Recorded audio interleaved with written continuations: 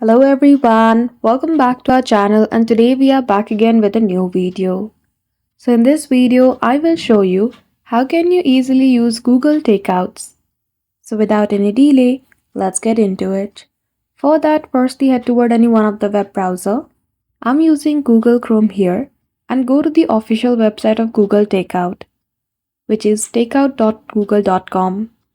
Then after log in with your Gmail account. Here at first deselect all the files here and scroll below to select all the important takeouts which you want from Google, such as Google Play, Google Photos, Google Meet and all you like. Then after click on next step and here it is the detail about the files that you are about to take out. So in the frequency choose the option of export once and at the top you can see the option of transfer.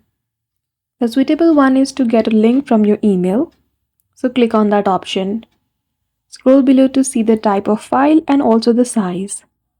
After that, click on Create Export and then you will receive an email on your Gmail account, using which you will be able to use the Google Takeout very easily. So I hope you found this video helpful. If you did, don't forget to give it a thumbs up and subscribe to our channel for such tutorial. Thank you for watching till the end.